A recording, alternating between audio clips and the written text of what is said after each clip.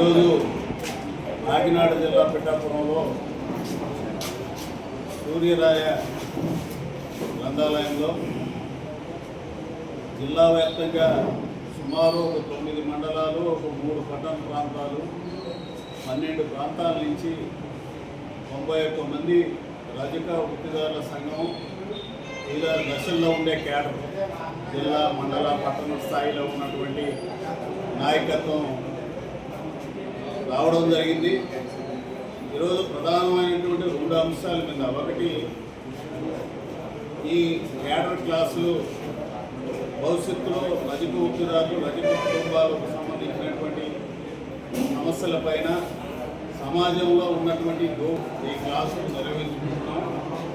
ఆ సందర్భంగా ఇందాకనే నిరసన ధర్నా కూడా 10:30కి మేము చేయడం జరిగింది. నిరసన ధర్నా రజకుల సమస్యలపైన మేము చేసినటువంటి అంశం, తెలుగుదేశం కూటమి ప్రభుత్వం ఎన్నికల ప్రణాళికలో పేర్కొన్నటువంటి అంశాలు, చంద్రబాబు నాయుడు ప్రతిపక్షంలో ఉండి ప్రతిపక్ష నాయకుడిగా ఆయన మేనిఫెస్టోలో పెట్టినటువంటి అంశం, ముందు చెప్పినటువంటి అంశాలు, మేము వృత్తిదారుల కోసం ప్రత్యేక బ్యాంకును 10,000 కోట్ల రూపాయలతో ఏర్పాటు చేసి వృత్తిదారుల పిల్లలకి స్కిల్ డెవలప్మెంట్ ద్వారా చదువుకున్న విద్యార్థులకు ఉపాధి కల్పిస్తాం, వృత్తిదారులకి అధునాతనమైన పనిముట్లు అందజేసి మార్కెట్ సౌకర్యం కల్పిస్తాము అని చెప్పాడు. ప్రధానమైనటువంటి అంశం 10,000 కోట్ల రూపాయలు కేటాయించింది లేదు.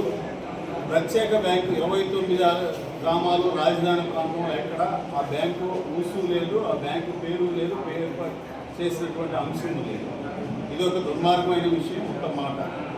అంతేకాదు, రజక కార్పొరేషన్తో పాటు 36 కార్పొరేషన్లకి 139 కులాలుగా చెప్పబడేటటువంటి పోయిన గత ప్రభుత్వం ఫెయిల్యూర్ అయింది. వైసీపీ గవర్నమెంట్ ఆ కార్పొరేషన్లకి 139 కులాలకి, వృత్తులకి, బీసీలుగా చెప్పబడే వాళ్ళకి ఏమన్నా మేలు చేస్తామంటే ఆ కార్పొరేషన్కి రూపాయి కూడా ఇచ్చినటువంటి దాఖలా లేదు. చంద్రబాబు నాయుడు మేనిఫెస్టోలో పెట్టింది ఏంటంటే కార్పొరేషన్లు అభివృద్ధి పరుస్తానని చెప్పాడు, నిధులు కేటాయించి విధి విధానాలు నిర్వహిస్తానని చెప్పాడు. కానీ చంద్రబాబు నాయుడు గారు కూడా, తెలుగుదేశం కూటమి ప్రభుత్వం, 3 పార్టీలు కూడా అలాంటి ఏర్పాట్లు ఏమీ చేసినటువంటి దాఖలా లేవు. విధి విధానాలు నిర్ణయించలేదు, పైగా నిధులు కూడా ఏమీ కేటాయించలేదు. అయితే బీసీలకి పోయిన బడ్జెట్లో 47,000 కోట్ల రూపాయలు, ఈ బడ్జెట్లో 51,000 కోట్ల రూపాయలు నేను కేటాయిస్తున్నాను, వృత్తిదారులకి, బీసీలకి ఖర్చు పెడుతున్నాను. మరి 47,000 కోట్ల రూపాయలు కేటాయించి వాళ్ళ పిల్లలకి స్కిల్ డెవలప్మెంట్ ద్వారా ఏమి కల్పించినటువంటి దాఖలాలు కూడా లేవు. మరి ఇప్పుడు అదే కాకుండా కార్పొరేషన్ చైర్మన్లకి 2 లక్షల రూపాయలు, కార్పొరేషన్లకు సంబంధించినటువంటి కార్పొరేషన్ చైర్మన్లకి 2 లక్షల రూపాయలు వేతనం ఇచ్చి నెలకి, కార్పొరేషన్ డైరెక్టర్లకి 20,000 రూపాయలు వేతనం ఇచ్చి నెలకి అబద్ధాలు చెప్పించేదానికోసం ప్రయత్నం చేస్తున్నాడు. ఇది దుర్మార్గమైన విషయం. మేము కోరుతున్నాం, ఆంధ్రప్రదేశ్ రజక వృత్తిదారుల సంఘంగా, వృత్తి సంఘాలుగా మేము కోరేది ఒకటే, ఆయా కార్పొరేషన్కి విధి విధానాలు నిర్ణయించు. నువ్వు బీసీ బడ్జెట్లో పెట్టినటువంటిది ఒక 5,000, 10,000 కోట్ల రూపాయలు తక్షణమే ఈ కార్పొరేషన్కి నిధులు కేటాయించు. ఆ విధంగా వృత్తిదారులకి ఏం చేస్తావో చెప్పండి, వృత్తిదారుల పిల్లలకి ఏం ఉపాధి కల్పిస్తారో చెప్పండి. ఆ పని చేయండి తప్పక అబద్ధాలు చెప్పి మీటింగ్లు పెట్టే ప్రయత్నం అనేది వృత్తిదారులకు మోసగించడమేను తెలుగుదేశం కూటమి ప్రభుత్వం అని నేరుగా మేము అడగదలుచుకున్నాం. మీరు ఆదరణ పథకం 3 కింద ప్రతి సంవత్సరం 1,000 కోట్ల రూపాయలు కేటాయించి 5 సంవత్సరాలకి 5,000 కోట్ల రూపాయలు ఖర్చు పెట్టి అధునాతనమైన పరికరాలు ఇస్తామన్నారు.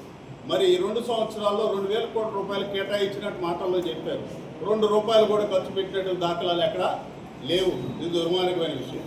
సామాజిక రక్షణ చట్టం ఈరోజు సమాజంలో దళితుల తర్వాత, గిరిజనుల తర్వాత, బీసీల్లో, వృత్తిదారుల్లో, రజకులు, నాయ బ్రాహ్మణులు, ఒడ్డెర్లు లాంటి చిన్న చిన్న సామాజిక వృత్తులు ఉన్నటువంటి వృత్తులు, కులాలుగా ఉన్నటువంటి వాళ్ళకి భద్రత లేదు. భద్రతతో జీవిస్తున్నారు. సమాజంలో దాడులు జరుగుతున్నాయి, అంటరాంతరం ఉంది, కుల వివక్షత ఉంది. మరి కుల వివక్షత నిర్మూలిస్తామన్నారు, బీసీలందరికీ రక్షణ చట్టం చేస్తామన్నారు. మంచిదే, అందరికీ చేసినా మాకు కూడా ఎవరికి అన్యాయం జరిగితే వాళ్ళకి ఉపయోగపడుతుంది. రజక వృత్తిదారుల సంఘంగా మేము కోరుతున్నాం, వృత్తిదారులకు ఇస్తానన్నటువంటి మీరు బీసీలకు ఇస్తానటువంటి సామాజిక రక్షణ చట్టం వెంటనే ఏర్పాటు చేయమని కోరుతున్నాం. 8 మంది మంత్రులతో కమిటీ వేశారు. మీరు బీసీ సంఘాలు, వృత్తి సంఘాలు, వివిధ ప్రజా సంఘాలతో చర్చిస్తామని చెప్పినటువంటి ముఖ్యమంత్రి చంద్రబాబు నాయుడు గారు ఆ విధంగా ఏం చర్చించలేదు. విధి విధానాలు లేవు. 8 మంది మంత్రులు ఇప్పటి వరకు మాతో ఎవరితో సంప్రదించలేదు. ఆ సామాజిక రక్షణ చట్టం విధి విధానాలు అటాసిక్ చట్టం లాగా ఏర్పాటు చేస్తారా, ఏ విధంగా ఏర్పాటు చేస్తారో ఇంతవరకు చెప్పలేదు. అంటే తెలుగుదేశం కూటమి ప్రభుత్వం కూడా పోయినసారే వైసీపీ గవర్నమెంట్ లాగా ప్రజల్ని, వృత్తిదారుల్ని, బీసీల్ని మోసం చేసే మోసకార్యత్వ మాటలతో ఈ ప్రభుత్వం నడుస్తుంది. రానున్న రోజుల్లో పెద్ద ఎత్తున అనేక రకాలుగా ఉన్నటువంటి చేతి వృత్తిదారులు, ఇతర ప్రజా సంఘాలు, ఇతర ట్రేడ్ యూనియన్లతో కలిసి మేము కూడా పెద్ద ఎత్తున సాకలైలమ్మ ఏ బాట పట్టిందో ఉద్యమాల బాట, భూమి కోసం, భుక్తి కోసం, ప్రజల కోసం, ప్రజా సమస్యల పరిష్కారం కోసం, అంటరానితనం నిర్మూలించే దానికోసం, సామాజిక భద్రత కోసం ఏ విధంగా పోరాటం చేసిందో ఆ విధంగా పోరాటం చేస్తామని ఈ సందర్భంగా తెలియజేస్తాం. నా పేరు అన్నూరు భాస్కరయ్య, ఆంధ్రప్రదేశ్ రజకూర్తిదారుల సంఘం రాష్ట్ర ప్రధాన కార్యదర్శి. కోనేటి రాజు గారు ఆంధ్రప్రదేశ్ రజకూర్తిదారుల సంఘం జిల్లా అధ్యక్షులు. అట్నే మన జిల్లా నాయకులు, మన సిఐటియు నాయకులు రాజకుమార్ గారు, రైతు సంఘం నాయకులు అప్పారావు గారు కూడా ఈ సందర్భంగా పాల్గొన్నారు. ప్రెస్ మీట్లో మాకు సంబంధించినటువంటి అనేక విషయాల మీద వాళ్ళు కూడా మద్దతు తెలియజేసి అనేక విషయాలు తెలియజేశారు.